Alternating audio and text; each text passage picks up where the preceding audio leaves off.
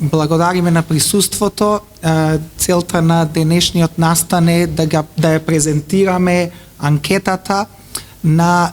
компаниите членки на Асоциацијата на странски компании со технолошко напредно производство. Ние сме асоциација во рамките на Советот на странски инвеститори во Стопанската комора, кој постоиме веќе 3 години, и ова е за прв пат да е направена една анкета помеѓу компаниите членки, каде што тие дадоа своји видувања за она што значи работењето во Македонија во изминатиот период, предизвиците со кои се соочуваат, состојбата на пазарот на труд, состојбата во нивните сектори во рамките на 2021 година со некои проекции за идната година, и целта е да ви дадеме едно информирање што и како странските инвеститори гледаат на овие состојби со кои се соочуваме оваа година, предизвиците за идната година и некакви препораки, идеи на кој начин или што подобро може да се направи за да имаме и поконкурентна инвестициска клима, но истовремено и кои се можностите за наши идни инвестирања или реинвестирања тука во државата. Анкетата беше спроведена на почетокот на ноември и тука беа вклучени вкупно 39 компании, значи зборуваме за компании со странски капитал кои доаѓа од различни земји, кои се сите во производствените дејности. Значи овдека зборуваме само компании кои се производни компании и најголем дел од своите производи ги пласираат за извоз на странските пазари. И она што е важно е дека имавме многу висок процент на учество во анкетата, што значи 28 од овие 39 компании ги одговорија сите оние прашања кои ги имавме, што значи 72% од компаниите има даден одговор, што значи дека ова е прилично репрезентативно за она што сакаме да го споделиме со вас. Вкупниот број на вработени на овие компании е 20.700 и овдека како што гледате она што значи приходот на компаниите, 39% се компании кои имаат приходи до 10 милиони, но ова евра на годишно ниво, но овдека се земат и оние компании кои се уште во зачеток и не се можеби и почнати со сериско производство. 36% од компаниите имаат обрт помеѓу 10 и 50 милиони евра на годишно ниво, 14% имаат обрт од 50 до 100 милиони и 11% или 3 компании имаат обрт над 100 милиона евра. Што за нашата економија знаете дека посебно онаа листа на топ 100 извозници, најголем дел од тие компании се компании со странски капитал, посебно од овие дејности, и гледате дека најмногу од овие компании се од автомобилската индустрија. Она што е важно е дадовме, овдека не правиме разграничување дали компаниите се во или вон тирзовите, бидејќи ги земаме во обзир сите компании од производствената дејност, со тоа што 19 компании имаат 100% учество од извозот, 4 компании имаат над 95%, една компанија има учество до 1%, но или нема приходи од извоз, и ова се оние компании, тие 3 компании кои технички се уште се во зачеток и во пробна или прототипна фаза. И како што гледате, 12 компании беа од Скопскиот регион, 5 компании од југозападниот регион, но сите региони низ државата се опфатени со оваа анкета, што значи дека навистина ќе се даде информација за целокупната состојба во државата. Трите главни причини за првичната одлука за инвестирање на овие компании, прво беше пристапната и конкурентна работна сила, втора беше државната помош и третата добрата географска локација. И најголемите пречки со кои се соочуваат овие компании во водење бизнис во Македонија во изминатиот период, како прво е недоволно квалификуван кадар, стручен кадар, потоа бирократија и непостапување на администрацијата и како број 3 правната неизвестност и честата промена на законите. Но сметам дека ова што го презентираме ние не е нешто што не сте го чуле и досега, делумно и од домашните компании, така да не е нешто што би била новост. Од гледна точка на инфраструктурата, гледаме дека компаниите се релативно задоволни со инфраструктурата на локацијата на која се ја вршат својата дејност. Значи овдека не зборуваме за патната инфраструктура и патната мрежа низ државата, туку инфраструктурата каде што се лоцирани во процесот на производството. Значи 57% се делумно задоволни, а 11% не се задоволни и најважните приоритети на овие компании се пристапен пат, приклучок на струја и ограда, влез или осветлување. Значи тоа без разлика дали се лоцирани во или вон зони, тоа значи дека обврската е на страна на државата или на општините каде што се лоцирани во тие индустријски зони. На 42% од компаниите не им се потребни дополнителни услуги онаму каде што се лоцирани, но оние компании на кои се потребни дополнителни услуги пред се тоа се лоцираност на банки, детски градинки или противпожарна услуга на локацијата каде што тие се лоцирани. Посебно ова станува збор кога имаме поголема конгрегација на повеќе компании на едно место, што значи во некој од тир зоните. Дополнителни предлози кои беа дадени од компаниите беше забрзување на процесот на гасификација, олеснување или подобрување на условите за превоз на вработените, бидејќи, како што знаете, сите овие компании користат превоз за да ги донесат своите работници до нивната локација, бидејќи најчесто не се лоцирани во централното градско продажје. Овдека имаме некои информации, делумно ова и за автомобилската индустрија, но е важно со што се соочуваме во моментот во светот. Крајот на минатата година, планот беше дека од тие 84,3 милиони возила на глобално ниво, кои се планира да се произведат оваа година, гледате дека последната проекција од ноември е дека тоа ќе биде само 74,9 милиони, што значи 11,4 милиони возила на глобално ниво оваа година нема да бидат произведени, пред се поради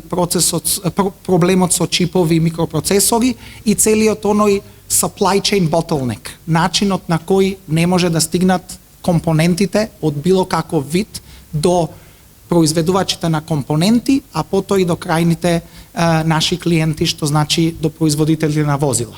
И оваа бројка резултира некаде до речиси 300 милиарди долари изгубена вредност која нема да се произведе во 2021-та. И може да замислите кој е таквото влијание не само за оние најголеми земји кои се производувачи за возила, туку и земји слично како и ние, каде што голем дел од извозот и ваквите компании зависат директно од таа индустрија. Ова е еден графикон каде што може да ја видите продажбата и регистрацијата на возила во земјите на Европска Унија, каде што континуирано од јули до ноември имаме пад, дури испоредено со минатата година. Знаеме минатата година каква беше и ги гледате тука месеците пред се март, април и мај минатата година, кога имаше драстичен пад на намалување на производството и продажбата заради пандемијата, но во нашата индустрија 2021 е полоша од 2020, зборуваме на глобално и на европско ниво, и дополнително веќе е факт дека продажбата и производството на возила оваа година во Европа ќе е помало од минатата година. Значи не зборуваме само лани, април и мај кога се беше затворено, значи збориме за целата година. И соодветно на ова ние направивме една анализа помеѓу компаниите, не сите компании, но многу добар репрезентативен сектор од компании добавувачи од автомобилската индустрија, каде што прво ги извадивме од калкулацијата цените на репроматеријалите. Пред се во случајот на Джонсон Мети, каде што вредноста на сите оние благородни метали и таа вредност на пазарите и на берзите драстично е зголемена оваа година, но ако го извадиме тоа, обемот на производството и извозот од јули оваа година паѓа споредено со истиот месец лани, и тоа ќе се случи заклучно со овој декември, и гледате дека падот е некаде од 8% во јули, најголемата вредност на падот беше во октомври од 28% помал обем на извозот споредено со минатата година, но ако споредиме со плановите, бидејќи во нашиот случај ние не споредуваме со што се случило лани, туку со планот и буџетот за оваа година. И гледате дека тие падови беа дури за во месец септември 40% помалку од планираното, што може да замислите што значи за нас околу организирање на целиот процес, не само на производство, туку сите оние луѓе со кои треба на еден или друг начин да најдеме најсоодветен начин на нивен ангажман. Сега, споредено на тоа, гледате дека 54% од сите компании во оваа анализа, значи не значи дека сите од автомобилската индустрија, имаат пат на производствениот обем во првите 10 месеци на годината и најчесто намалувањето е помеѓу 10 и 35%, и најголеми причини за ова се намалените нарачки од странство, недостатокот на суровини и пречките во транспорт. Бидејќи пречките во транспорт не се она што зборувавме ние преграничните проблеми со кои се соочувавме овдека во земјите на Западен Балкан, туку за нас тоа е целиот оној supply chain, на кој начин доаѓаат компоненти пред се од Азија, бидејќи имаше случај некои од компаниите требаше авиони да летаат директно за да ни достават било што ни беше потребно за да не го застанеме процесот на нашите клиенти во Европа. Трошоците за увоз на основните суровини се зголемени кај 54% од компаниите и гледате дека тоа зголемување е помеѓу 20 и 35%, додека намалување на нето извозот е забележено кај 46% од компаниите и слично на оние бројки помеѓу 10 и 35%. Истовремено и бројот на вработени во овие компании трпи мало намалување. Во првите 10 месеци на годината, заклучно со крајот на октомври, има намалување од 1,7% од она што значело почетокот на годината. Се уште сме 2 дена до крајот на годината, потенцијално тоа намалување до крајот на годината може да биде малку поголемо од овие 1,7%, бидејќи се уште не гледаме враќање во нормалата, што значи дека некои од компаниите треба да го оптимизираат својот процес, но мора тука да земете во обзир дека тука влегуваат и компании кои се веќе на пазарот 10 плюс години, но и компании кои се тука 4 до 5 години. Значи тие се во процес на раст и зголемување на обемот на работа, што значи дека или тие не растат доволно брзо според планот и заради тоа вкупниот обем на број на вработени е малку намален, но се уште ова бројка не е драстична бројка на намалување. Кадарот и на наоѓање соодветен кадар, најголем проблем е инженерски и технички кадар, како што може и да претпоставите, а најлесно е да се најде административен кадар, исто така како што може и да претпоставите. Причини за недостатокот на овие кадри се одлив на кадар во странство, недоволно практично искуство и знаење и несоодветно образование. И истовремено еден детал кој беше јасно кажан од компаниите кои не се лоцирани во главниот град е ниската мобилност на работната сила. Сите размислуваат само да работат во Скопје, а никој не размислува да работи надвор од главниот град. И она што е многу специфично кај нас е дека ретко каде, не само во Европа и во светот, дека главните центри на индустрија се лоцирани во главниот град. Обично никаде не е така. Можеме тоа да го видиме и во соседството, можеме тоа да го видиме и во Германија, и во Италија, и во Австрија, и во Соединетите Американски држави или Канада. Обично главниот град не е каде што имате концентрација на индустрија, но кај нас е различно од она што е пракса на другите места во светот. Околу државната помош, гледате дека 89% од компаниите се корисници на државна помош, додека 11% не добиле државна помош по никаква основа досега. Со тоа што за 44% од компаниите правилата за државна помош не се доволно јасни и даваат можност за различни толкувања или понекогаш давателите не ги спроведуваат овие правила доследно. И најчеста комуникација на компаниите со државните институции, агенции и тела е поврзана со дефинирање и објаснување на прашања поврзана со државната помош. Кај 54% од компаниите државната помош влијала многу во одлуката за првично инвестирање во земјата и доколку не постоела државна помош, инвестицијата не би се случила. Кај 32% имало мало влијание во насока на зголемувањето на првичната планирана инвестиција, кај 14% немала стимулативно значење, што значи дека тие би инвестирале и без државна помош.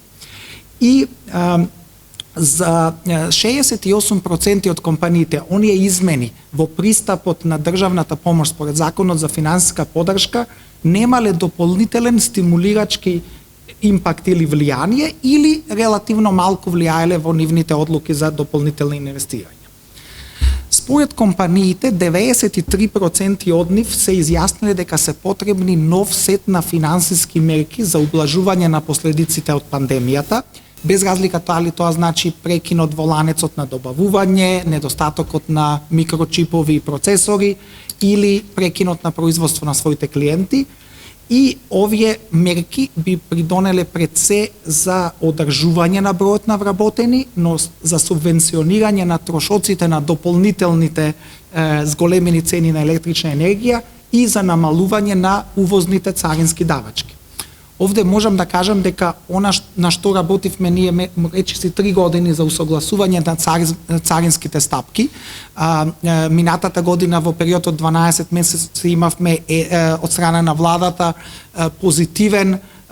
пристап на хармонизирање на 32 царински стапки кои директно беа поврзани со барањата на овие компании, а во моментот е донесена одлука на влада и законот е пратен во парламент за усогласување на 258 царински стапки со она што се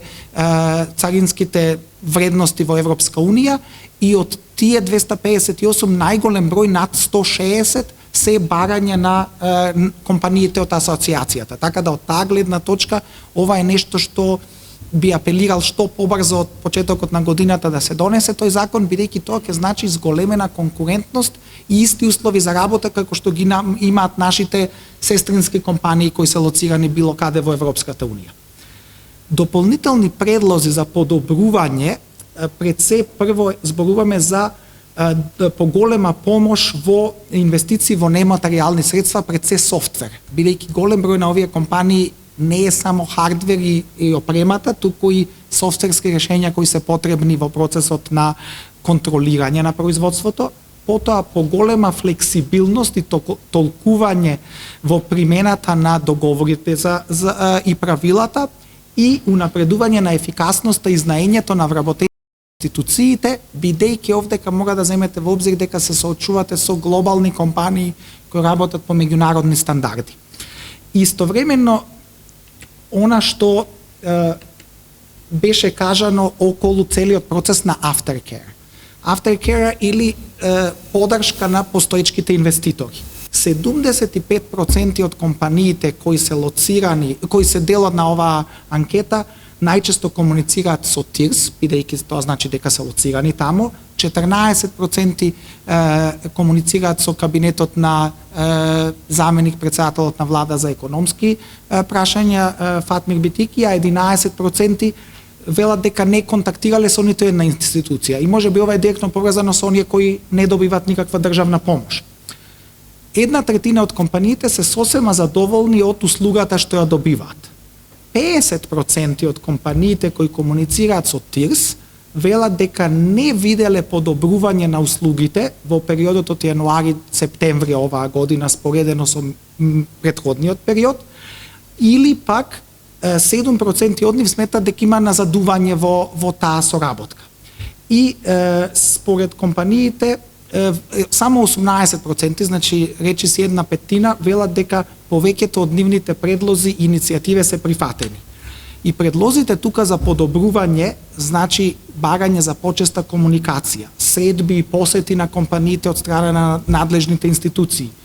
зголемена активност и координираност на институциите меѓу себе, бидејќи има голем број на закони и регулативи кои не зависат само од една институција или едно министерство, потоа изработка на унифицирани извештаи и на крај следење и решавање на проблемите со зададени рокови и исполнителност и отчетност кога и на кој начин тоа ќе се планира или се извршило. Она што е позитивно е дека 3/4 од компаниите се изјасниле дека повторно би реинвестирале во државата, но оние кои не се сигурни дека ќе реинвестираат, кажале дека најголемите проблеми пред се е несигурната економска и институционална клима и негативната перцепција која е создадена кон странските инвеститори. дополнително за незаинтересираноста на работниот кадар за учење и работа, недоволната институционална грижа, како и неисполнување на дадени ветувања и договорни обврски. И како три главни дестинации каде овие компании, без разлика дали тие би инвестирале или не повторно во земјата, како три најголеми конкуренти беа дадени Србија, Бугарија и Мароко. Значи, една е земја на Европска унија, една е земја од Западен Балкан, една е земја од Северна Африка. Што значи дека ние навистина треба да гледаме дека конкуренцијата не се само соседни земји, туку е многу поширока конкуренцијата. Можам да ви кажам на 4-то, 5-то, 6-то место, тука беа и Романија, тука беше и Турција, и Тунис, и Словачка, и Украина. Така да од таа гледна точка поширок е обемот на земји каде што има можности за инвестирање, но сепак овие беа првите три земји. И топ 5 прашања на кои според овие компании треба да се фокусира државата во наредниот период, наредните 12 месеци, поврзани со реинвестирање и тешкоти при работењето. Прво е усогласување на царинските стапки со оние во Европска унија. Значи веќе на тоа поле имаме драстичен напредок. Потоа имаме намалување на оперативните трошоци во ТИРЗовите, и ова е нешто што минатата недела на состанокот со вице-премиерот и владиниот тим го истакнавме, бидејќи како што се зголемува процентот на искористеност на зоните, тоа значи дека некои од тие трошоци и паушали кои се плаќаат за одржување и слично треба да бидат адаптирани, односно тоа е барањето на компаниите да бидат адаптирани, бидејќи на крај на денот ТИРЗ не е тука да креира профит, туку со нивните, со овие средства кои се даваат за одржување од страна на компаниите за да се покријат трошоците. Подобрување на инфраструктурата, како што слушнавте на почетокот, потоа унапредување на даночни сметководствени правила според меѓународни стандарди. Ова беше разговарано и минатата недела и добивме уверување дека некаде во период од 18 месеци ќе имаме целосно согласување на нашите сметководствени стандарди со најновите ИФРС глобални стандарди, бидејќи тоа е многу важно за овие мултинационални компании. И на крај анексирање на договорите за државна помош, што исто така е во моментот во тек. И на крај, она што се очекува за перформанси до крајот на оваа година. Гледате дека 43% со компаниите кои се веќе во сериско производство очекуваат пад на приходот во последниот квартал, додека 8% од нив очекуваат намалувањето да биде меѓу 10 и 35%. Значи трендот не застанува. И на крај, она што значи дека на кој начин ќе завршат годишните приходи на компаниите, 8 компании сметат дека ќе имат пониски приходи за најмалку 30%, 5 компании очекуваат пад за најмалку 10% од вкупните нето годишни приходи со она што било планирано, и за идната година гледаме дека очекувањата се умерени. Што значи дека 39% од компаниите очекуваат приближно исти приходи, зголемување очекуваат 11 компании, и тоа зголемување ќе биде помеѓу 10 и 30% од планот, а намалување очекуваат 6 компании, исто така помеѓу 10 и 30%. Што значи дека има знаци на подобрување и некое враќање во некоја нормала, но сепак не онака како што беше состојбата во 2019 година.